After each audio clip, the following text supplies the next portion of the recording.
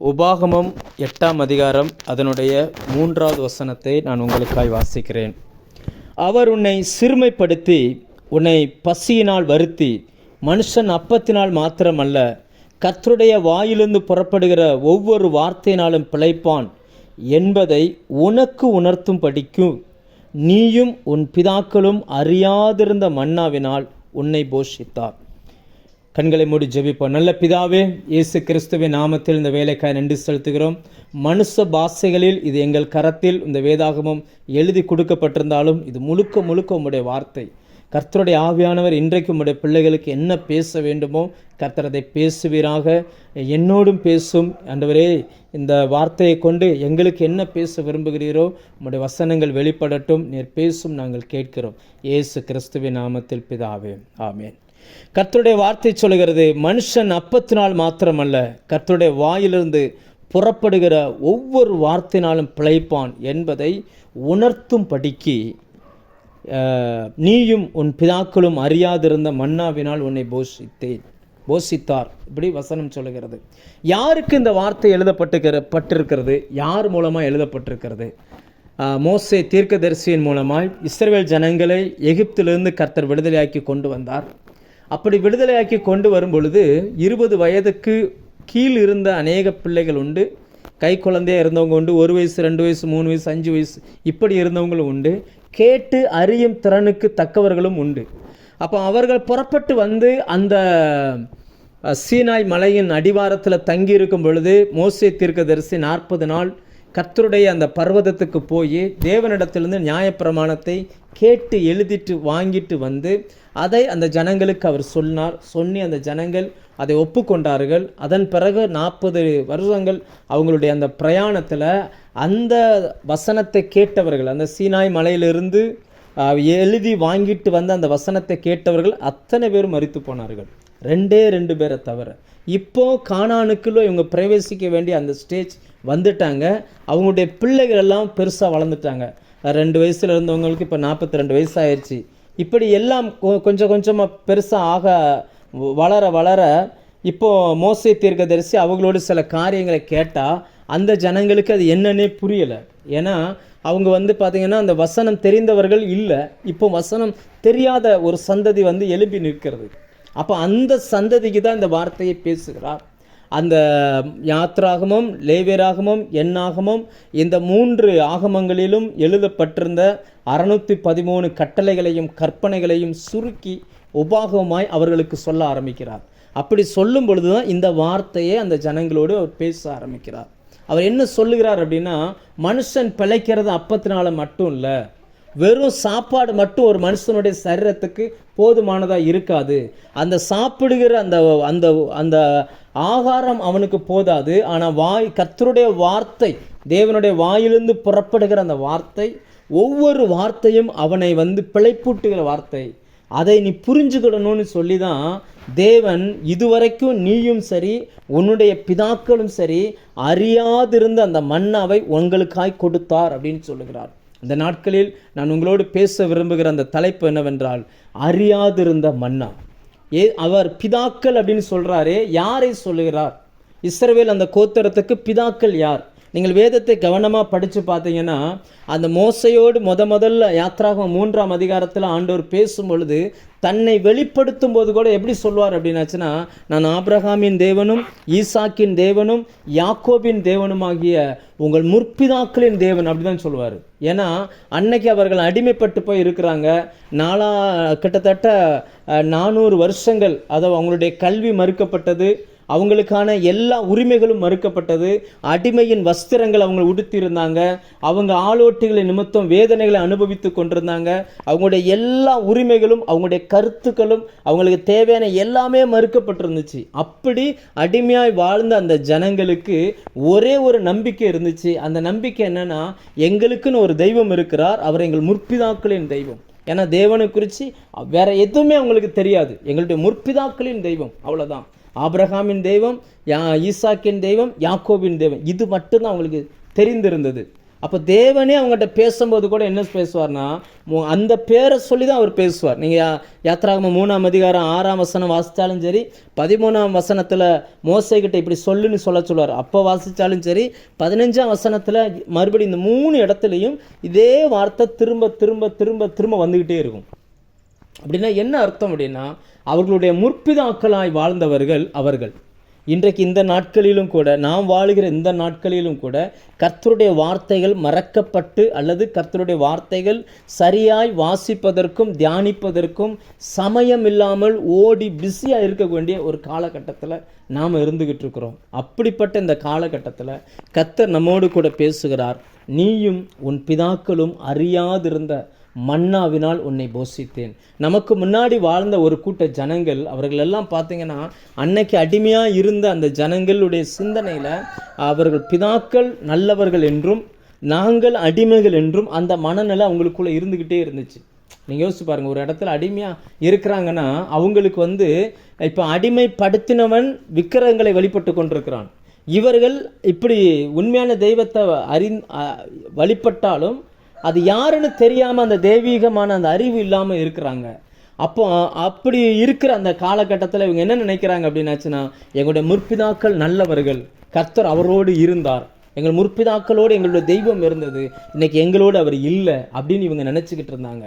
ஆனால் கர்த்தருடைய வார்த்தை சொல்லுகிறது, நீயும் உன் முற்பிதாக்களும் உன்னுடைய பிதாக்களும் அறியாதிருந்த மன்னாவினால் உன்னை போஷித்தேன். இந்த நாட்களில் வேலைக்கு போகிறவங்க, குடும்பத்தில் இருக்கிறவங்க, படிக்கிறவங்க, ஊழியம் செய்கிறவங்க, நம்ம அடிக்கடி நிறைய நேரங்களில் நம்ம நினைக்கிறோம், எனக்கு முன்னாடி வாழ்ந்த தலைமுறைகள் கர்த்தருக்காய் பெரிய காரியங்களை செஞ்சுட்டு போயிருக்கிறாங்க, அவங்க செஞ்சதில் நம்ம எதுவுமே செய்யலை, கர்த்தர் அவங்க கூட இருந்து அப்படி பலத்த காரியங்களை செஞ்சுருக்கிறாரு அப்படியெல்லாம் நம்ம சில நேரங்களில் நம்ம நினைப்போம். அப்போ நினைக்கும் பொழுது இந்த வார்த்தையின் மூலமாக ஆண்டவர் என்ன பேசுகிறார் அப்படின்னா, அவங்க எவ்வளவு பெரிய காரியங்களை செஞ்சிருந்தாலும் அவங்க செய்யாத சில காரியங்கள் உண்டு, அல்லது அவர்களை கொண்டு செய்யாமல் அவர்களுக்கு வெளிப்படுத்தாமல் நான் வைத்திருந்த சில காரியங்கள் உண்டு, அவைகளை இந்த நாளில் உங்களுக்கு நான் செய்வேன். அதாவது என்னன்னா, அந்த முற்பிதாக்களில் ஒருவர் கூட அந்த மன்னாவை பார்த்ததே இல்லை. நீங்கள் யோசிச்சு பாருங்கள், ஆபிரகாம் அவர்களுடைய முற்பிதாக்கள் எங்கிருந்து ஸ்டார்ட் ஆகுது அவங்களுடைய வரலாறு அப்படின்னு பார்த்தீங்கன்னா, ஆபிரகாமிலிருந்து ஸ்டார்ட் ஆகுது. ஸ்தேவான் இதை பிரசங்கமாய் அப்போஸ்தலர் 7ஆம் அதிகாரத்தில் பண்ணும் பொழுது அங்கிருந்து தான் ஸ்டார்ட் பண்ணுகிறார், அங்கிருந்து தான் ஆரம்பிக்குது. அவர்களுடைய முற்பிதாக்கள் மிகப்பெரிய விசுவாச வீரன் என்று அழைக்கப்படுகிறவர் ஆபிரகாம். அவர் கர்த்தர் சொல்லிட்டார் அப்படின்னாச்சுன்னா தான் போகிற இடம் இன்னதென்று அறியாமல் அவர் புறப்பட்டு போனார். வசனம் சொல்கிறதுக்கு அவர் போகிற இடம் என்னதென்று அறியாமல் புறப்பட்டு போனார். தேவன் என்ன சொன்னாலும் அப்படியே கண்ணை மூடிக்கொண்டு கேட்கிற மனுஷன், கர்த்தருக்காய் பலத்த காரியங்களை செய்த மனுஷன்.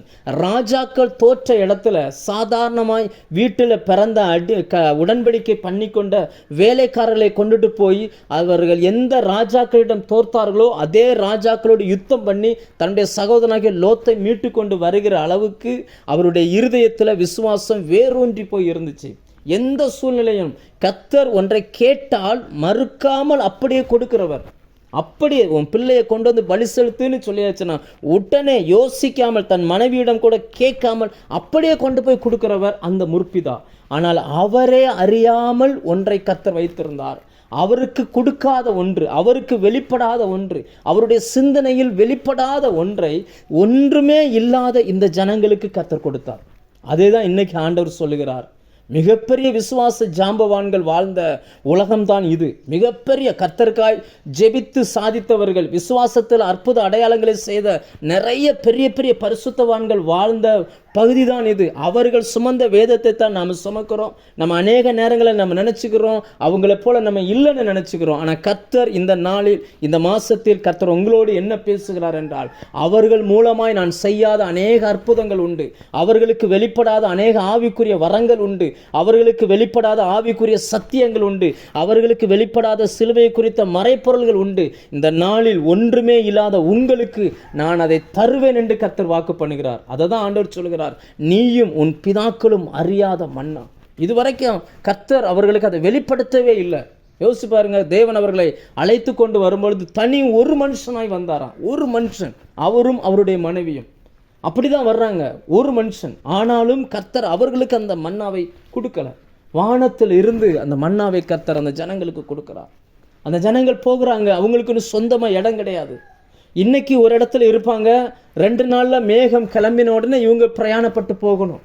அவங்க போட்டிருக்கிற அந்த கூடாரத்தை அப்படியே எல்லாத்தையும் எடுத்துட்டு அப்படியே எல்லாம் எடுத்து கட்டிட்டு திரும்ப அப்படியே நடைப்பயணமாக அவங்க போய்கிட்டே இருக்கணும். எங்கே அந்த மேகம் தங்குதோ அங்கே அவங்க தங்குவாங்க. பர்மனண்டான ஒரு இடம் கிடையாது, தங்குவதற்கு ஒரு வீடு கிடையாது, நிரந்தரமான அட்ரஸ் கிடையாது. என்னுடைய அதாவது இதே போல் சில நேரங்களில் நம்ம நினச்சிக்கிட்டு இருக்கிறோம், எனக்குன்னு நிரந்தரமாக எதுவுமே இல்லை, நான் இது நிரந்தரம் இல்லை, இது நிச்சயம் இல்லை, நான் எங்கே போகிறதுன்னு தெரியல, அப்படியே போயிட்டே இருக்குது, என் வாழ்க்கை அப்படியே போயிட்டே இருக்குது அப்படின்னு நீங்கள் நினைக்கலாம்.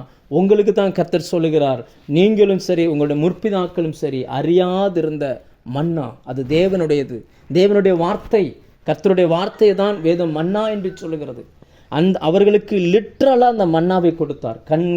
கண்கள் காணத்தக்கதாய், அவர்களுடைய கைகளால் தொடத்தக்கதாய் அந்த மன்னாவை கர்த்தர் கொடுத்தார். இன்னைக்கு கர்த்தர் உங்களுக்கும் அப்படிப்பட்டதான மாற்றங்களை அவர் தருவார். ஒரு பெரிய விசுவாச வீரன் முற்பிதாவாய் கொண்டிருந்தார்கள். 2வது ஈசாக்கு, அதுக்கு அடுத்து வருகிறார் ஈசாக்கு.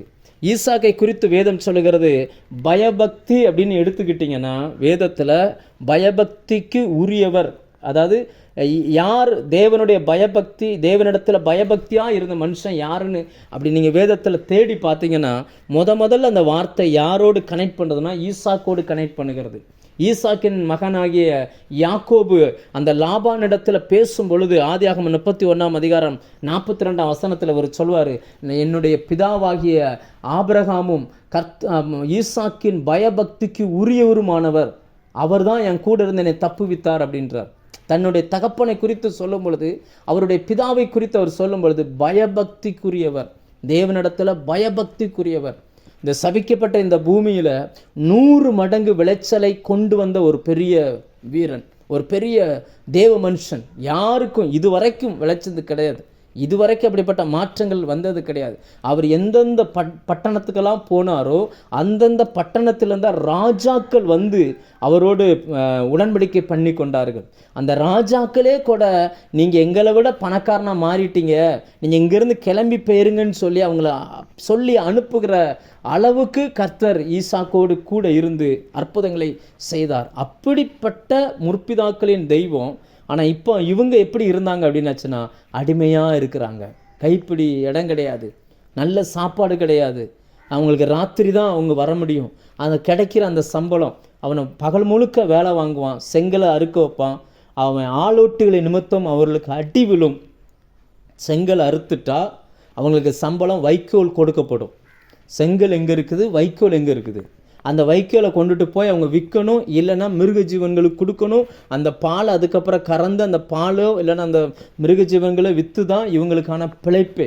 ஏனென்றால் வேதம் சொல்லுகிறது, இவர்கள் எகிப்தியர்களுக்கு இவர்கள் அருவருப்பானவர்கள், மெய்ப்பர்கள், இவர்கள் மெய்ப்பராய் போன சந்ததி. எப்படிப்பட்ட ஒரு காலகட்டம் அது. அந்த காலகட்டத்தில் அப்படிப்பட்டவர்களுக்கு ஒன்றுமே இல்லை. ஆனால் இவங்க சொல்கிறாங்க எங்களுடைய முற்பிதாக்களின் தெய்வம் அப்படின்னு சொல்லி ஈசாக்கை உயர்வாய் பேசுவார்கள். அவர் என்ன விதைச்சாலும் கர்த்தர் 100 மடங்கு விளைய செய்வார். நீங்கள் இன்றைக்கி கர்த்தருடைய கரத்தில் இருக்கலாம். நிறைய நேரங்களில் கர்த்தருடைய ஊழியத்திற்காக அல்லது கர்த்தருடைய ஆலயங்களுக்காக தேவ சமூகத்தில் அநேக ஜெபங்களை நீங்கள் விதைத்திருக்கலாம், அநேக ஊழியங்களுக்காய் காணிக்கைகளை நீங்கள் விதைத்திருக்கலாம், அநேக ஊழியங்களுக்கு நீங்கள் கொடுத்துருக்கலாம். எதிர்பார்த்த ரிசல்ட் கூட உங்களுக்கு கிடைக்காம கூட இருக்கலாம். ஆனால் ஒன்றை புரிந்து கொள்ளுங்கள், நம்முடைய தேவன் ஈசாக்குக்கு வெளிப்படுத்தாத சில எப்படி விளைய வைக்க வேண்டும் என்கிற அந்த ரகசியங்களை கூட இந்த நாட்களில் உங்களுக்கு சொல்லித் தருவதற்கு போதுமானவராக இருக்கிறார்.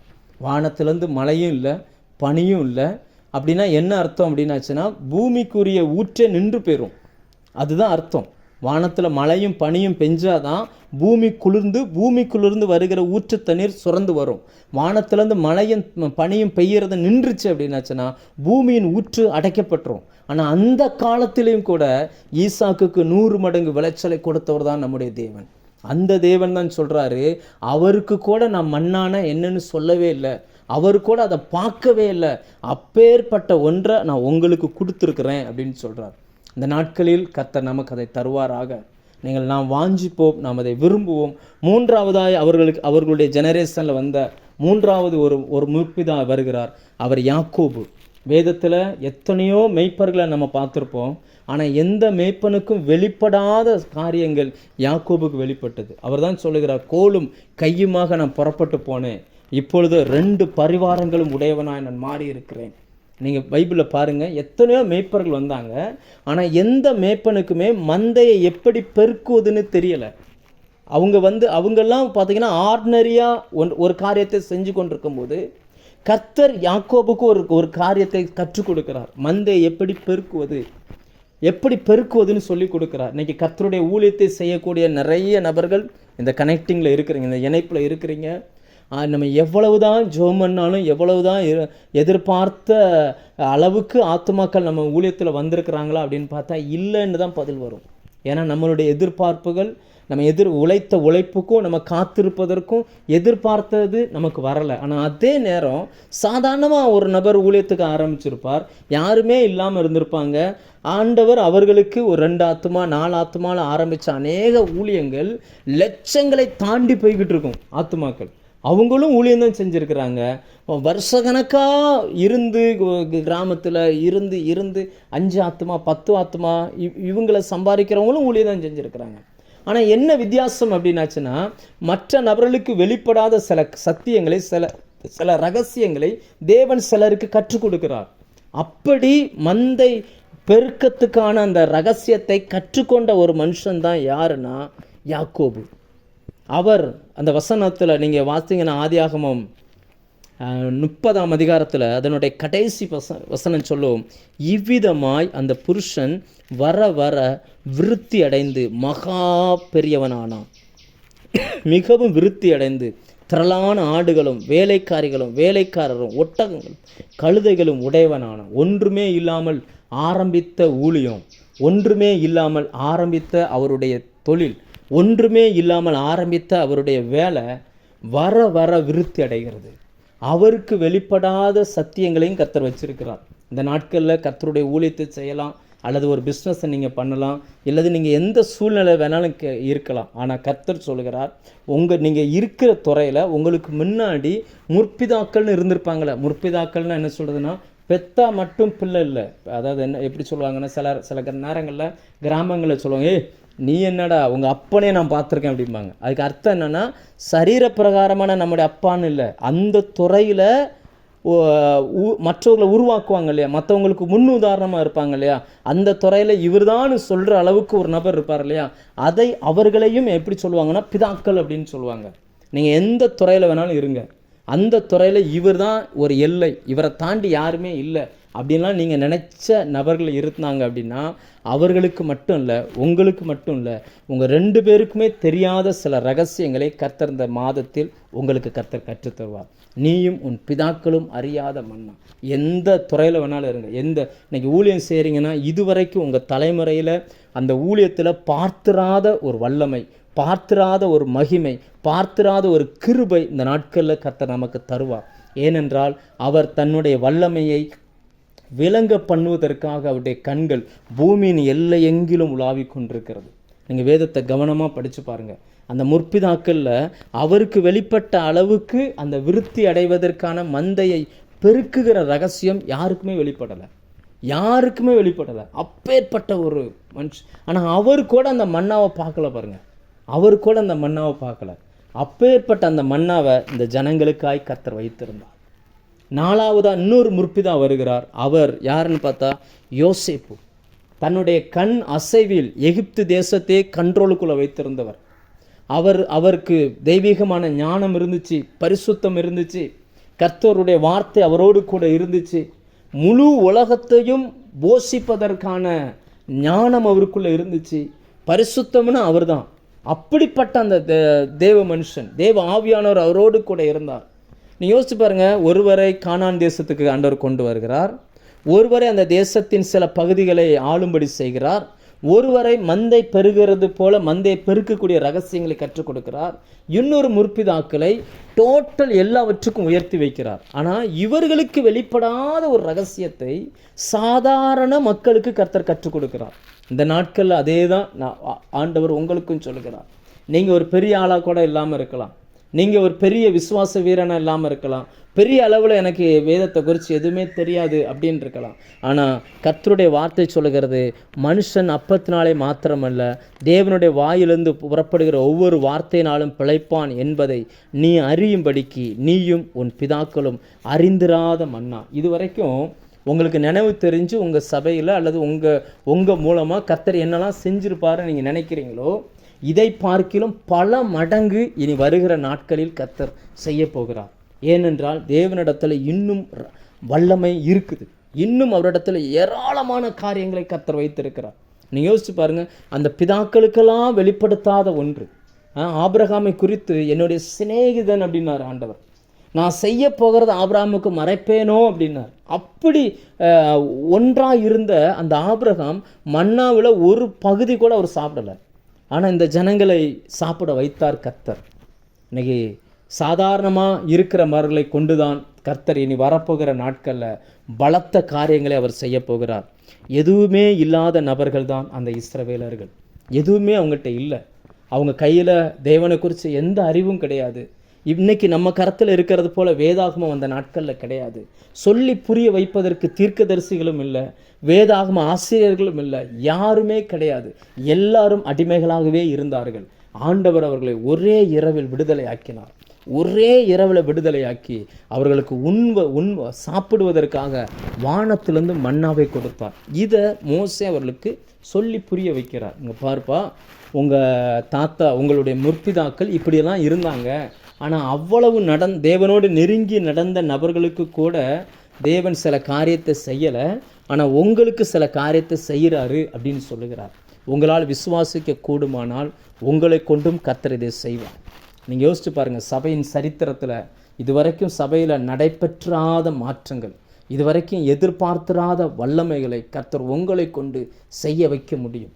ஆண்டவர் அப்படி அவங்களுக்கு கொடுத்துருந்த அந்த மன்னாவினுடைய பவர் என்ன, அவர்கள் அப்படி சாப்பிட்டதுனால அவருடைய விளைவு என்ன? இன்றைக்கி அந்த மன்னாவுக்கு அடையாளமாய் கர்த்தருடைய வார்த்தை நமக்கு இருக்குது. நீங்கள் யோசிச்சு பாருங்கள், அவர்களுக்குள்ள மருத்துவரே கிடையாது. 40 வருஷம் நடந்திருக்கிறாங்க. 40 வருஷமும் ஒருத்தன் சாப்பிட்டாரு, செரிமானம் ஆகலை, என்ன பண்ணுவார்? இப்போ நம்ம பகுதியில் சாப்பிட்டு செரிமானம் ஆகலைன்னா அதுக்குன்னு சில ஒரு மருந்து இருக்குது. சிலருக்கு பசிக்காது, பசி எடுக்கிறதுக்கு ஒரு மருந்து இருக்குது. சிலருக்கு இந்த உணவு தான் எடுத்துக்கிடணும். இப்போ சிலருக்கு சுகர் இருக்குது அப்படின்னாச்சுன்னா இனிப்பு சார்ந்த உணவுகள் எடுக்க முடியாது. ப்ரெஷர் இருக்குது அப்படின்னா எண்ணெய் சார்ந்த உணவுகள் எடுக்க முடியாது. கொலஸ்ட்ரால் இருக்குது அப்படின்னாச்சுன்னா சில உணவுகளை அவங்க தவிர்க்கிறது நல்லது. இப்படியெல்லாம் இன்றைக்கி பார்த்து உணவுகளை மனிதன் சாப்பிடுகிறானே, அன்னைக்கு இந்த மாதிரி பலகீனங்கள் வரும் பொழுதெல்லாம் என்ன சாப்பிட்ருப்பாங்கன்னு நினைக்கிறீங்க? அவங்க சரீரமும் பலகீனப்படும், அவங்களும் பலகீனப்பட்ட மனிதர்கள் தான். அவர்களுடைய சரீரத்திலும் வயோதிகம் எட்டி பார்த்திருக்கும். ஆனாலும் அவர்களில் ஒருவன் கூட பலகீனப்படாமல் போனானே, எப்படி அப்படின்னு பார்த்தா அவர்கள் சாப்பிட்ட அந்த மன்னா. அந்த மன்னானா அதுக்கு அர்த்தம் என்னன்னா, இது என்ன, அதுதான் அர்த்தம். இன்னொரு அர்த்தம் என்னன்னா, நமக்கு என்ன தேவையோ அதற்கு தகுந்தாற்போல் தன்னை மாற்றிக்கொள்கிறது தான் மன்னா. இப்போ என்னுடைய சரீரத்துக்கு புரத சத்து தேவை, புரோட்டீன் தேவைன்னு ஒருத்தர் நினைக்கிறார் அப்படின்னா, அவர் புரோட்டீனுக்குன்னு இன்றைக்கி இருக்கிறது போல் விசேஷமான உணவுகள் எடுக்க வேண்டிய அவசியம் இல்லை. மன்னாவை எடுத்தார்னாலே அது ஆட்டோமேட்டிக்காக அவருடைய சரீரத்துக்கு புரத சத்தாவே மாறிடும். ஏன்னா இவர் எதை நினைத்து அல்லது என்ன தேவைன்னு சொல்லி எடுக்கிறாரோ அது அப்படியே மாறிடும். இப்போ ஒருத்தருக்கு கை கால் ஜாயினில் பெயின், தூங்க முடியல, கையை வச்சு தூங்கினா அப்படியே மரத்து போகிற மாதிரி இருக்குது. அவர் நினைக்கிறார், எனக்கு கால்சியம் குறைபாடு வந்துருச்சு, அதனால் ஜாயின்ஸ் எல்லாம் வலி எடுக்க ஆரம்பிக்குது, என்னால் கொஞ்சம் தூரம் நடக்க முடியல அப்படின்னு அவர் நினச்சிக்கிட்டு இருந்தார்னா, அந்த மன்னாவை எடுத்தார்னா அவர் உடம்புக்கு ஒரு நாளைக்கு எவ்வளவு கால்சியம் தேவையோ அவ்வளவு கால்சியமும் அது அவருக்குள்ளே போயிடும். ஆனால் அதே மாதிரி பக்கத்தில் இருக்கிற ஒருத்தர் நபருக்கு கால்சியம் உடம்புல போதுமான அளவுக்கு இருக்குது, அவர் கால்சியத்தை நிறைய எடுத்தார்னா கிட்னியில் ஸ்டோன் வந்துடும். ஆனால் இவர் சாப்பிடுகிற அதே அளவுக்கு மன்னாவை அந்த மனுஷனும் சாப்பிடுகிறார். அப்போ இவருக்கு தேவையான கால்சியம் கிடச்சிரும், அவருக்கு தேவையான கால்சியம் ஏற்கனவே இருக்கிறதுனால வேறு என்ன தேவையோ அதுக்கு தகுந்தாற்போல் அந்த மன்னா அதை மாற்றிக்கொள்ளும். கர்த்தர் உங்களுக்கு தரக்கூடிய அந்த மன்னா கர்த்தருடைய வார்த்தை. ஒருத்தருக்கு பண தேவையாக இருக்கும், ஒருத்தருக்கு சரீர சுகமாக இருக்கும், ஒருத்தருக்கு குடும்பத்தில் போராட்டமாக இருக்கும், ஒருத்தருக்கு வேலை செய்கிற இடத்துல கனவீனமாய் நடத்தப்படுகிறவங்களா இருக்கலாம், ஒருத்தர் ஊழியத்தில் எதிர்பார்ப்போடு காத்திருக்கலாம், ஒருத்தர் ஊழியம் செஞ்சு செஞ்சு செஞ்சு எதிர்பார்த்த விளைவுகள் இல்லாமல் இருக்கலாம். எல்லாவற்றையும் சந்திக்கிற ஒரே ஒன்று கர்த்தருடைய மன்னாவாகிய தேவனுடைய வார்த்தை. அவர் அதை உங்களுக்கு தரும் பொழுது அந்த மன்னா நீயும் உன் பிதாக்களும் அறியாத வெளிப்பாடு உள்ளதாய் உனக்குள்ளே வரும் பொழுது உனக்கு என்ன தேவையோ, உங்களுக்கு அது என்னவா தேவையோ அதுவாய் அது மாறிவிடும். அதுவாய் அது உங்களுக்கு கொண்டு வரும். உங்களுக்கு சரீரத்தில் சுகம் வேணுமா? இதுவரைக்கும் உங்கள் தலைமுறையில் மற்றவர்கள் அனுபவித்திராத ஒரு சுகத்தை கர்த்தர் தருவார். அல்லது குடும்பத்தில் சமாதானம் வேணுமா? நீங்கள் இந்த வார்த்தையை விசுவாசித்து இது தேவனால் எனக்கு வானத்திலிருந்து அனுப்பப்படுகிறதுன்னு சொல்லி நீங்கள் விசுவாசிக்க கூடுமே, ஆனால் உங்கள் தலைமுறையில் நீங்கள் இதுவரைக்கும் பார்த்திராத சமாதானத்தை கர்த்தர் உங்களுக்குள்ளே தருவார். வேலை செய்கிற இடத்துல உங்களுக்கு கர்த்தர் உயர்வை தரணும்னு விரும்புகிறீங்களா? அந்த துறையில் அவுட்ஸ்டாண்டிங்காக இருக்கிற மனிதர்களுக்கு வெளிப்படாத ரகசியங்களை பார்க்கிலும் அதிகமான ரகசியத்தை கர்த்தர் உங்களுக்கு கற்றுத்தருவார். சாதாரணமாக மற்றவங்களாம் போராடி செய்கிற ஒன்றை நீங்கள் எளிதாக செஞ்சுட்டு வர அளவுக்கு கர்த்தர் அதை மாற்றிடுவார்.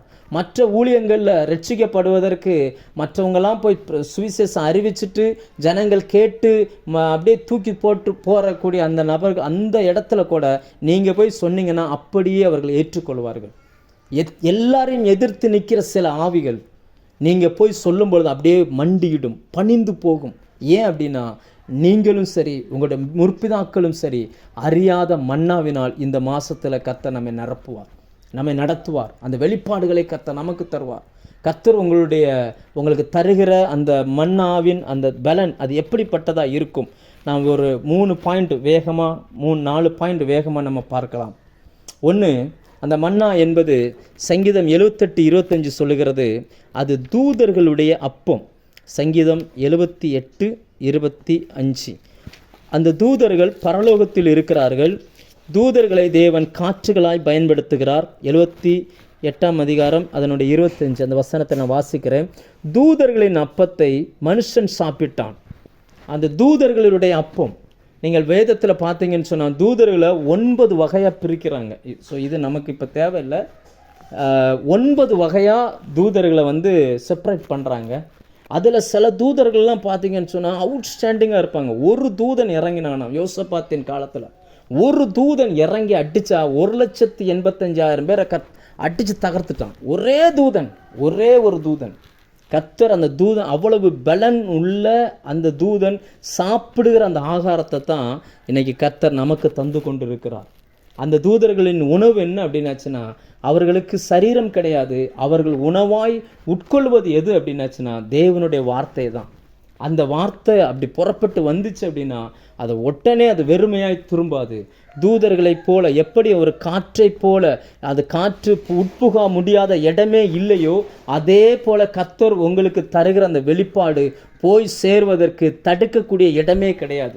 இதுவரைக்கும் சில எதிர்ப்புகள், சில தடைகளை பார்த்திருக்கலாம். ஆனால் இனிமேல் கர்த்தர் உங்களுக்கு தருகிற அந்த வெளிப்பாடுகள், கர்த்தர் உங்களுக்கு அனுப்புகிற அந்த வார்த்தைகள், கர்த்தர் உங்களை கொண்டு செய்ய போகிற அந்த காரியங்களை உங்களை தடுப்பவன் யாருமே இருக்க மாட்டாங்க. எப்படி ஒரு காற்றை ஒரு மனுஷனால் தடுக்க முடியாதோ, அதே போல ஒரு தூதனை எப்படி ஒரு மனுஷனுடைய கண்கள் பார்க்காதோ, ஒரு தூதன் தான் நினைத்ததை இந்த பூமியில் எப்படி செய்ய முடியுமோ, அதே போல தூதர்களின் அப்பத்தை சாப்பிடுகிற மனுஷனுக்கும் அந்த பலனை கர்த்தர் தருகிறார். இன்னைக்கு உங்களுடைய ஆவிக்குரிய ஆகாரமாய் கர்த்தருடைய வார்த்தை வெளிப்படுவதாக. இந்த வசனம் உங்களுக்குள்ளே வரும்பொழுது பார்த்தீங்கன்னா அந்த வெளிப்பாடுகளை கர்த்தர் தருவார். இதுவரைக்கும் வேதத்தில் இருந்து எத்தனையோ கோடிக்கணக்கான வெளிப்பாடுகள் உலகங்களுக்கு கொடுக்கப்பட்டிருக்குது. எத்தனையோ வெளிப்பாடுகள் கொடுக்கப்பட்டிருக்கு. அதாவது என்ன சொல்லுவாங்க அப்படின்னா, கோடிக்கணக்கான பணத்தை கொடுத்தாலும் வேதத்திலேருந்து ஒரு வெளிப்பாடை வாங்க முடியாது. ஆனால் தேவன் தருகிற வெளிப்பாடு கோடிக்கணக்கான பணங்களை உங்களுக்கு கொண்டு வந்து கொடுத்துரும். ஆவிக்குரிய ஒரு வரம் போதும் ஒரு மனுஷனை கோடீஸ்வரனாய் மாற்றுவதற்கு. மேகம் போன்ற திரளான சாட்சிகளை நம்மால் பார்க்க முடியும். ஏராளமான ஆத்துமாக்களை, மனிதர்களை என்னால் உங்களுக்கு அடையாளம் காட்ட முடியும். அப்போ தூதர்களின் அப்பமாய் அந்த கர்த்தருடைய மன்னா இருக்கிறது. அந்த தூதர்கள் கர்த்தருடைய வார்த்தைக்கு செவி கொடுக்கிறவர்கள், கர்த்தர் சொன்ன வார்த்தை அப்படியே செய்து முடிக்கிறவர்கள். அவர் சொன்னது தான். கர்த்தருடைய வார்த்தையை கொண்டு வந்து இந்த பூமிக்கு கொண்டு வந்து கொடுக்கிறவர்கள். இன்றைக்கி ஆண்டவர் உங்களை அப்படி தேவதூதர்களைப் போல பயன்படுத்துவாராக. இன்றைக்கி தேவனை குறித்த தேவ வார்த்தையை குறித்த ஒரு தாகம் எத்தனையோ மனிதர்கள்ட்ட இருக்குது. ஒரு விடுதலை ஆயிராதா, ஒரு நிம்மதி கிடச்சிராதா, எங்கேயாவது என் பிரச்சனை மாறிடாதா, என் லைஃபு ஏதாவது ஒரு சேஞ்ச் வந்துடாதா அப்படின்னு சொல்லி எதிர்பார்த்திருக்கிற ஏராளமான மனிதர்கள் இருக்கிறார்கள். அவர்களுடைய அந்தரங்க காரியங்களை கண்காணிக்கிற தேவதூதர்களைப் போல கர்த்தர் உங்களை பயன்படுத்துவாராக. அநேகருடைய இருதய சிந்தனைகள் வெளிப்படுகிற இடத்துல கர்த்தர் உங்களை கொண்டுட்டு போய் பயன்படுத்தட்டும். தேவன் நீங்களும் உங்கள் பிதாக்களும் அறிந்திராத மன்னாவினால் உங்களை போஷிப்பார். ரெண்டாவது, இந்த மன்னா எப்படிப்பட்டது அப்படின்னா, அதே சங்கீதம் 78:24 பார்த்தீங்கன்னா, மன்னாவை அவர்களுக்கு ஆகாரமாக வர்ஷிக்க பண்ணி வானத்தின் தானியத்தை அவர்களுக்கு கொடுத்தார் அப்படின்னு இருக்குது. இது பூமியில் விளைகிற தானியம் அல்ல, வானத்தில் விளைகிற தானியம். நீங்கள் யோசிச்சு பாருங்கள், வானம்னு நம்ம இப்படி நிமிர்ந்து பார்த்த உடனே தெரியுதே அந்த வானம். இது ஒரு வானம். இதே போல் பல வானங்கள் இருக்குது. இது எங்கே விளையுதுன்னே தெரியல. அந்த வசனம் சொல்லுகிறது வானத்தின் தானியம். ஈசாக்குக்கு பூமியின் தானியத்தை விளைய பண்ணினார். தேவன் ஒரு வார்த்தை சொன்னார்னா போதும், நீ ஆசீர்வாதமாக இருக்கிற இடத்துல நான் உன்னை ஆசீர்வதிப்பேன் அப்படின்னு சொன்னதுனால பூமிக்குரிய தானியம் ஈசாக்குக்கு விளைந்தது. இந்த நாளில், இந்த மாதத்தில் உங்களுக்கு வானத்திற்குரிய தானியம் விளையும். அங்கிருந்து பரத்திலிருந்து ஒத்தாசை வரும். வேதம் சொல்லுகிறது, வானத்தையும் பூமியையும் உண்டாக்கின கர்த்தரிடத்திலிருந்து எனக்கு ஒத்தாசை வரும். இதுவரைக்கும் ஒத்தாசையை நீங்கள் எதிர்பார்த்து இருந்திருக்கலாம். இதுவரைக்கும் கர்த்தர் எனக்கு எதாகிலும் செய்வார்னு சொல்லி நீங்கள் நம்பிக்கையோடு இருந்திருக்கலாம். ஆனால் இந்த நாளில் தேவன் கொடுக்க போகிற அந்த மன்னா எங்கிருந்து வருதுன்னா, வானத்தில் அங்கே தானியம் இருக்குது. அங்கிருந்து கர்த்தர் வானத்தில் தானியத்தை மனுஷனுக்கு ஆகாரமாய் கொடுக்கிறார், பூரணமாய். அடுத்ததா 25ஆம் வசனத்தின் பின்பகுதி சொல்லுகிறது, ஆகாரத்தை பூரணமாய் அனுப்பினார். கர்த்தர் ஒன்று கொடுத்துட்டார் அப்படின்னா அறகுறையாக கொடுக்க மாட்டார், கம்ப்ளீட்டாக கர்த்தர் உங்களுக்கு தருவார். நீங்கள் வேலை செஞ்சுட்டே இருப்பீங்க. உங்கள் கூட வேலை செய்கிற ஆட்களுக்கு என்ன தேவைன்னு அவங்க சொல்லி தெரியணும்னு இல்லை, அவங்க சொல்லாமலே உங்களுக்கு புரிஞ்சிடும். ஏன்னா கர்த்தர் தூதர், அந்த நம்ம கூட இருக்கிற அந்த தூதர்களுடைய வேலை என்ன அப்படின்னாச்சுன்னா, அவங்க நம்ம கூடவே வருவாங்க. நீங்கள் எங்கே போனாலும் உங்கள் கூடவே வருவாங்க. போக்குவரத்தில் அவங்க கண்ணுக்கு தெரிய மாட்டாங்க. எல்லாவற்றை குறித்தும் பரலோகத்தில் ரிப்போர்ட் பண்ணிக்கிட்டே இருப்பாங்க. மத்தேயு 18:10 சொல்லுகிறது, அதாவது மிகவும் சிறியராகிய இவர்களை அற்பமாக எண்ணாதிருங்கள், இவர்களுக்குரிய தூதர்கள் என் பரமபிதாவின் சமூகத்தில் தினந்தோறும் நித்தமும் தரிசிக்கிறார்கள். யாக்கோபு பார்த்தார் இல்லையா, யாக்கோபு போய் படுத்த உடனே கல்லை தூக்கி தலைக்கு வச்சார். தலைக்கு வச்ச உடனே ஒரு சொப்பனம், ஒரு கனவு வருகிறது. அதில் ஒரு ஏணி வைக்கப்பட்டிருக்குது. அந்த ஏணியில் தேவதூதர்கள் ஃபஸ்ட்டு ஏறுறவங்க அடுத்து தான் இறங்குறவங்க. அங்கே ஏணி வச்ச உடனே மேலேருந்து யாரும் இறங்கி வரல, ஃபஸ்ட்டு இங்கிருந்து ஏறுகிறார்கள். அப்படின்னா என்ன அர்த்தம்னா, தேவதூதர்கள் அவரோடு கூட ட்ராவல் பண்ணியிருக்கிறாங்க. அவங்களுக்கு தெரியும், நம்மை பாதுகாக்கிற தேவதூதர்கள், நம்மை நடத்துகிற தேவதூதர்கள், நமக்கு விரோதமாய் மனிதர்கள் உட்கார்ந்து சதி ஆலோசனை பண்ணும்பொழுது அவர்கள் அதை புரிந்து கொள்வார்கள். நம்மை தப்புவிக்கிறவர்கள், நம் பாதம் கல்லில் இடராதபடிக்கு தங்கள் கரங்களில் ஏந்தி கொண்டு போகிறவர்கள், அவர்கள் சாப்பிடுகிற ஆகாரத்தை கர்த்தர் நமக்கு தந்திருக்கிறார். அவர்கள் என்னெல்லாம் செய்ய முடியுமோ அவ்வளவையும் நம்மை கொண்டும் கர்த்தர் செய்ய வைக்க முடியும். அந்த ஒரு தேவதூதனுக்கு அவ்வளோ வல்லமை கர்த்தர் கொடுத்து வைத்திருந்தது போல உங்களை கொண்டு கர்த்தர் பலத்த காரியங்களை செய்வார். வானத்தின் தானியத்தை மனுஷனுக்கு கொடுத்தார். ஈசாக்குக்காக பூமிக்குரிய தானியத்தை விளைய வைத்தவர் நமக்காய் ஒரு தானியத்தை வானத்தில் வச்சிருக்கிறார். அந்த வானத்தின் தானியம் விளையும். அது நமக்கு வரும்பொழுது அது நம்முடைய ஆத்துமாவை திருப்திப்படுத்தும்.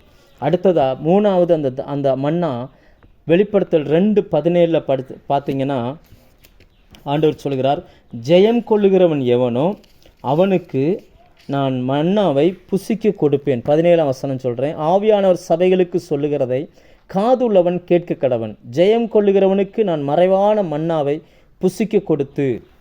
அப்போ ஜெயம் கொள்ளுகிறவனுடைய உணவு அது. இப்போ மன்னாவை தருவேன் அப்படின்னு சொல்கிறாருன்னா ஜெயம் கொள்ளுகிறவனுக்கு அது கொடுக்கப்படும்.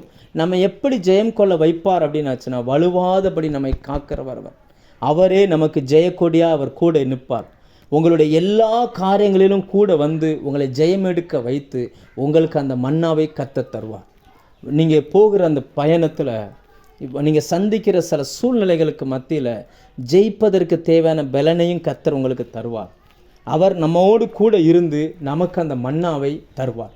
அந்த மன்னா ஒரு மனுஷனுடைய வாழ்க்கைக்குள்ளே வந்துருச்சுன்னா அவனுக்குள்ளே என்னெல்லாம் வெளிப்படும்னு வேதம் சொல்லுகிறது. ஒரு நாலு விஷயங்களை வேதம் சொல்லுகிறது. ஒரு மன்னா ஒரு மனுஷனுக்குள்ளே வந்தால், தேவன் கொடுக்குற அந்த மன்னாவாக இருந்துச்சுன்னா அவனுடைய வாழ்க்கையில் ஒரு 4 காரியங்கள் நடக்கும். அதை மட்டும் சொல்லி நம்ம ஜெபம் பண்ணி முடிக்கலாம்.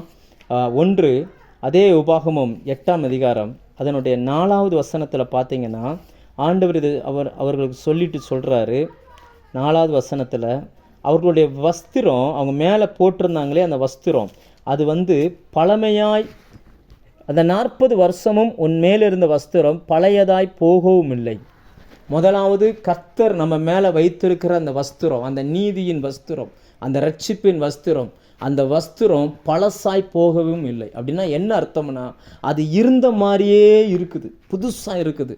ஒருவேளை கடந்த நாட்களில் சில சறுக்கல்கள் வாழ்க்கையில் வந்திருக்கலாம், சில வீழ்ச்சிகள் வந்திருக்கலாம், சில இடங்களில் தடுமாறி இருக்கலாம். ஆனால் இந்த மன்னாவை உங்களுக்குள்ளே வந்துருச்சு அப்படின்னா, தேவன் தருகிற அந்த வெளிப்பாடு, நமக்கு முன்னாடி இருந்த யாருக்கும் வெளிப்படாத அந்த ரகசியங்கள், அந்த வெளிப்பாடுகள் உங்களுக்குள்ளே வந்துருச்சு அப்படின்னாச்சுன்னா, உங்கள் மேலே கர்த்தர் வச்சிருக்கிற அந்த நீதியின் வஸ்திரங்கள் ஒரு நாளும் பழசாய் போவதில்லை. அது எப்போவுமே புதுசாகவே இருக்கும். அப்படின்னா என்ன அர்த்தம்? ஆண்டவர் என்ன சொல்ல வருகிறார் அப்படின்னாச்சுன்னா, ஒரு நாளும் உங்களை பிசாசு தள்ளவே முடியாது.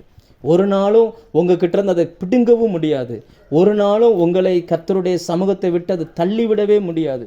ஏன்னா அந்த ரட்சிப்பு ரொம்ப முக்கியமானது, ரொம்ப ரொம்ப முக்கியமானது. யோசேப்பின் சகோதரர்கள் அவனுடைய வஸ்திரத்தை உரிந்தார்கள். அந்த வஸ்திரத்தில் மிருகத்தினுடைய இரத்தத்தை தெளித்தார்கள். அந்த வஸ்திரத்தை கிழித்தார்கள். கிழிச்சிட்டு போய் சொன்னாங்க, உங்களுடைய குமாரன் மரித்து போனான், இது அவனுடைய வஸ்திரம் தானோ பாருங்கள் அப்படின்னு சொல்லி. வஸ்திரம் என்பது வெறும் ரட்சிப்பையும் வெறும் நீதியையும் மட்டும் அடையாளப்படுத்துவதில்லை. ஒரு மனுஷனுடைய ஸ்டேட்டஸ், அவனுடைய அடையாளம் அது.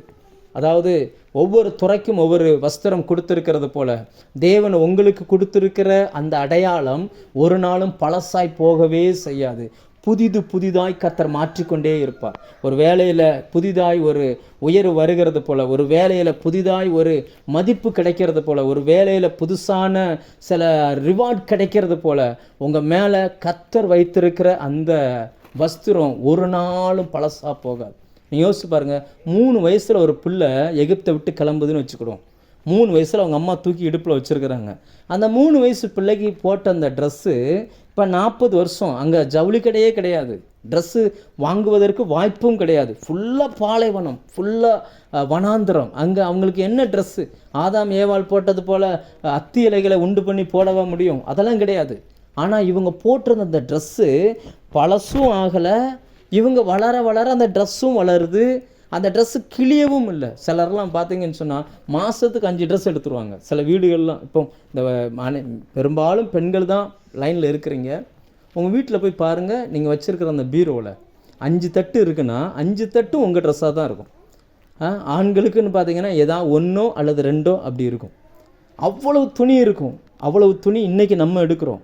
1 முறை 2 முறை 5 முறை போட்டோம்னா அடுத்த அந்த துணி நம்ம போட மாட்டேன்றோம். சிலர் அதை யாருக்கும் கொடுக்கவும் மாட்டாங்க, அது வேற.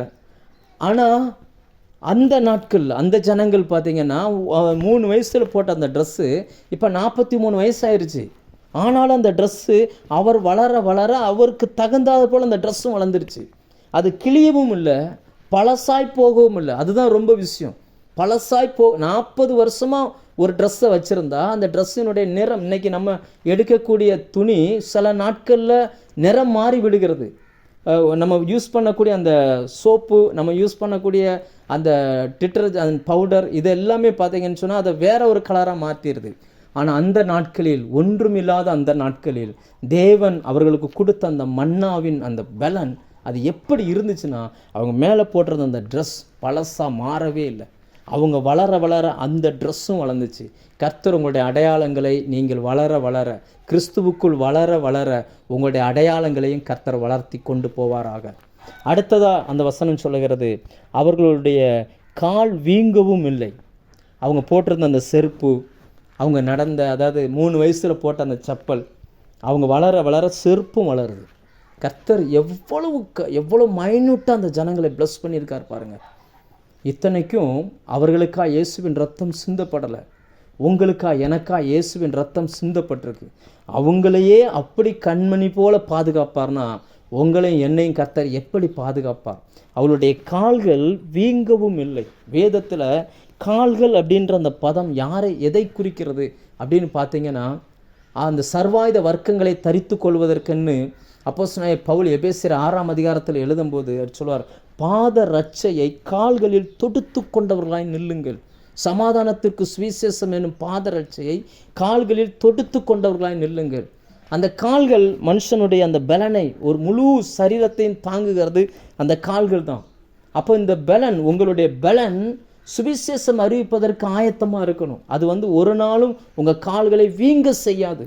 நீங்கள் சாப்பிடுகிற அந்த மன்னா உங்கள் காலுக்குள்ள எந்த விதமான உங்களுடைய பயணத்தில் எந்த தடையுமே வராது.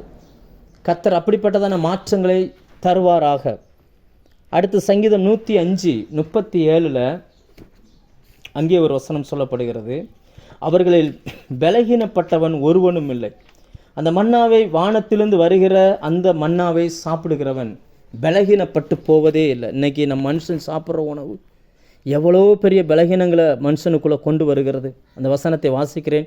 சங்கீதம் 105:37 அப்பொழுது அவர்களை வெள்ளியோடும் பொன்னோடும் புறப்பட பண்ணினார், அவர்கள் கோத்திரங்களில் பலவீனப்பட்டவன் ஒருவனும் இருந்ததில்லை. ஒரு மனுஷன் கூட பலகீனனாய் மாறலை. கர்த்தர் இந்த மாதத்தில் உங்களுடைய பலகீனப்படுகிற சூழ்நிலையிலிருந்து உங்களை காப்பாற்றுவார். உங்கள் பலகீனத்தில் அவருடைய பலன் பூரணமாய் விளங்கும். கர்த்தர் தருகிற அந்த வெளிப்பாடு உங்கள் சரீரத்தை உயிரடைய செய்துவிடும். நீங்கள் நன்றாய் புரிந்து கொள்ளுங்கள். இப்படி வச்சுக்கிடுவோம், நீங்கள் ஒரு சமையல் பண்ணுறீங்க, சமையல் பண்ணி அதை 2 தட்டில் எடுத்து வச்சுக்கோங்க. ஒரு தட்டில் உள்ளதை நீங்கள் சாப்பிட்டுட்டீங்க அப்படின்னா அந்த உணவினுடைய சாப்பிட்டு அது வயிற்றுக்குள்ளே போய் அந்த உணவில் இருக்கக்கூடிய நல்ல சத்துக்கள் உங்கள் உடம்புல சேர்ந்துடும். ஆனால் அதே நேரம் அதே உணவு தான் இன்னொரு தட்டில் அப்படியே நீங்கள் வச்சுருந்தீங்கன்னா மறுநாள் நீங்கள் ஃப்ரிட்ஜில் வைக்க வேண்டாம், அப்படியே சும்மா வச்சுருந்தீங்கன்னா மறுநாள் அது கெட்டு போகும். அதுக்கு அடுத்த நாள் அதில் ஒன்றுமே இல்லாமலே போய்விடும். என்ன காரணம் அப்படின்னாச்சுன்னா, நீங்கள் உள்ளே எடுத்தது உங்கள் சரீரத்துக்குள்ளே மாறிடும். நீங்கள் உள்ளே எடுக்காமல் வெளியில் வச்சுருந்தீங்க அப்படின்னா அது கெட்டு போயிடும். கர்த்தர் இந்த வார்த்தையை உங்களுக்கு அனுப்புகிறார். இது எனக்கு தான் தேவன் சொன்னது போல ஆண்டவர் அந்த மன்னாவாய் கர்த்தர் தன்னுடைய வார்த்தை எனக்கு அனுப்பி தருவார். எனக்கு முன்னிருந்த அநேகரை பார்க்கலும் என் சரீரத்தை கர்த்தர் நல்லதாய் மாற்றுவார், என்னுடைய கால்கள் வீங்காது, என்னை கர்த்தர் பலப்படுத்துவார் அப்படின்னு சொல்லி நீங்கள் உங்களுக்குள்ளே எடுத்துக்கிட்டீங்க அப்படின்னா உங்களுக்குள்ளே இருக்கிற பலகீனம் நீங்கி போகும். உங்களை அந்த வசனம் பலம் உள்ளவனாய் மாற்றிவிடும். அப்போஸ்தலனாகிய பவுல் சொல்கிறார், நான் பலவீனனாக இருக்கும்போதே பலமுள்ளவனாக இருக்கிறேன் அப்படின்றார். அப்போ இந்த வார்த்தையை நீங்கள் எடுக்க எடுக்க எடுக்க தான் சாவுக்கு ஏதுவான நம்முடைய சரீரங்களை கூட கர்த்தர் புதுப்பித்து கொண்டே இருக்கிறார். ஒருவேளை சரீரத்தில் பலகீனமே இருக்கட்டும், நீங்கள் எழுந்து தேவ சமூகத்தில் அறிக்கையிடும் பொழுது கர்த்தர் தருகிற அந்த மன்னா, என் சரீரத்தை குறித்து தருகிற மன்னா என்னை பலனுள்ளதாகவே வச்சிருக்குன்னு நீங்கள் அறிக்கை பண்ணுங்கள். உங்களுடைய நீங்கள் அதை உள்ளே எடுத்ததுனால அது உங்கள் சரீரத்துக்கு தகுந்தாற் போல் அது மாற்றிவிடும். அதே சங்கீதம் 105:40 வசனம் ஒன்று சொல்லுகிறது. அது என்னன்னா, அவர் காடைகளை வர பண்ணினார், வான அப்பத்தினாலும் அவர்களை திருப்தி ஆக்கினார். தேவன் முற்பிதாக்களுக்கு கொடுக்காத ஒரு அப்பம் வான அப்பம், வானத்திலிருந்து வந்த அப்பம். அது எது? யோவான் 6ஆம் அதிகாரத்தில் இயேசு சொன்னார், உங்கள் பிதாக்கள் வனாந்தரத்தில் மன்னாவை புசித்திருந்தும் மரித்தார்களே, நானே வானத்திலிருந்து வந்த அப்பம், இதை புசிக்கிறவன் மறியாமலும் இருப்பான் அப்படின்னார். அப்போ வானத்தின் அப்பமாய் அந்த மன்னா வெளிப்பட்டது. இயேசு கிறிஸ்து அந்த வானத்தின் அப்பமாய் இந்த பூமிக்கு இறங்கி வந்தார். இன்றைக்கி அந்த வார்த்தை கர்த்தருடைய இயேசுவினுடைய வார்த்தை, அவர் வார்த்தையாய் வந்தார். இன்றைக்கி அந்த வார்த்தை மாம்சமாகி கிருபையினாலும் சத்தியத்தினாலும் நமக்குள்ளே நிறைந்திருக்கிறது. அவர்கள் லிட்டரலாக அந்த மன்னாவை சாப்பிட்டாங்க. அது அவங்களுக்கு முன்னாடி இருந்தவங்களுக்கும் புரியலை, அவங்களுக்கும் புரியலை. இன்றைக்கி அந்த மன்னாவாய் இயேசு நம்மோடு கூட இருக்கிறார். கர்த்தருடைய பந்தியில் நீங்கள் போகிற சபைகளில் கர்த்தருடைய பந்தி நடைபெறுமே, ஆனால் கர்த்தருடைய திருவிருந்து பந்தியில் போய் பங்கு பெறுங்க. நீங்கள் எடுக்கும்போதே அப்படி சொல்லி எடுங்க, இது வானத்திலிருந்து வந்த அப்பம், எனக்காய் கர்த்தர் கொடுத்தது அப்படின்னு நீங்கள் சொல்லி எடுங்க. உங்களுடைய பலகீனங்கள் மாறிடும். உங்கள் மேலே இருக்கிற அடையாளங்களை கர்த்தர் மாற்ற ஆரம்பிப்பார். உங்களை கொண்டு இதுவரைக்கும் வெளிப்பற்றாத வல்லமைகளை கர்த்தர் வெளிப்பட பண்ணுவார். இனி நாட்கள் செல்லாது. தேவன் தன்னுடைய வேலையை இந்த பூமியில் துரிதமாய் செய்வதற்கு சில மனிதர்களை எதிர்பார்க்கிறார். அந்த மனிதர்களுக்கு அதற்கு முன்னாடி வெளிப்பட்ட, இப்போ சுவிசேஷகர்னு சொல்லி இந்த உலகம் சிலரை பார்த்துருக்கும். அவர்கள் மூலமாய் வெளிப்பட்ட வல்லமையை பார்க்கிலும் அதிகமான வல்லமையை உங்களை கொண்டு செய்ய விரும்புகிறார். நீங்கள் ஒரு மெய்ப்பனா, ஒரு போதகராக சபையை நடத்துகிறீங்க அப்படின்னா, சில போதகர்களை இந்த உலகம் பார்த்துருக்கும், அவுட்ஸ்டாண்டிங்கான போதகர்கள். அவர்களுக்கு வெளிப்படாத ஆவிக்குரிய சத்தியங்களை கர்த்தர் இந்த நாளிலே இருக்கிற ஊழியர்கள் மூலம், போதகர் மூலம் செய்ய விரும்புகிறார். நீங்கள் கர்த்தர் உங்களை ஒரு தீர்க்கதரிசியாக அழைத்திருப்பார்னா, தீர்க்கதரிசியில் அவுட்ஸ்டாண்டிங்காக சிலர் இருந்திருப்பாங்க. அவங்க சொன்ன தீர்க்க தரிசனங்களை பார்க்கிலும் ஷார்ப்பான அநேக தீர்க்க தரிசனங்களை உங்களை கொண்டு கர்த்தர் செய்ய வைப்பார். உங்களை ஒரு சபைகளை கட்டி ஊழியர்களை உருவாக்குகிற அப்போஸ்தல இடங்களில் கர்த்தர் வைத்திருப்பார்னா, இதுவரைக்கும் பெருகிராத வல்லமையுள்ள அநேக சபைகளை உருவாக்குவதற்கு கர்த்தர் உங்கள் கரங்களை பலப்படுத்துவார், உங்களை கொண்டு செய்ய ஆரம்பிப்பார். நீங்கள் ஒரு பைபிள் டீச்சராக இருக்கிறீங்க அப்படின்னா, வேதத்துக்குள்ளேருந்து ஆயிரம் வெளிப்பாடுகள் இன்னும் ஜனங்களுக்குள்ளே கற்றுக் கொடுத்து முடியவில்லை. இன்னும் நிறைய வெளிப்பாடுகளை கர்த்தர் வைத்திருக்கிறார். சிலுவையை குறித்த, ரட்சிப்பை குறித்த, பரலோகத்தை குறித்த, பிசாசை குறித்த, வியாதியை குறித்த அநேக வெளிப்பாடுகளை கர்த்தர் வைத்திருக்கிறார். உங்களை கொண்டு இந்த நாட்களில் அந்த வெளிப்பாடுகளை கர்த்தர் ஜனங்களுக்குள்ளே கற்றுக் கொடுக்க விரும்புகிறார். தேவன் அதற்கு ஒரே ஒரு நிபந்தனை தான் ஆண்டவர் சொல்கிறார். மனுஷன் அப்பத்தினாலே மாத்திரமல்ல, கர்த்தருடைய வாயிலிருந்து புறப்படுகிற ஒவ்வொரு வார்த்தையினாலும் பிழைப்பான் என்பதை நீ அறிந்து கொள்ளும்படி நீயும் உன் பிதாக்களும் அறியாத மன்னாவினால் உன்னை போஷித்தேன். இன்றைக்கி நம்மளுடைய சாய்ஸ் எதுவாக இருக்குது? ஆண்டவர் அந்த ஜனங்களுக்கு அப்படி ஒரு வாய்ப்பை கொடுத்துருந்தார். அவங்களை யாருமே அடுப்பே பற்ற வைக்கலை. 40 வருஷம் அவங்களுக்கு அடுப்பே கிடையாது, அடுப்பே இல்லாமல் இருந்தாங்க. அவங்களுக்கு அதாவது என்னென்னா, அவங்க எதுவுமே செய்ய தேவையில்லை. மண்ணா வரும், அந்த மண்ணாவை அவங்க தேனிட்ட பணியாரம் போல் அது இருக்கும். நைட்டு தான் அந்த காடையை சமைப்பாங்க.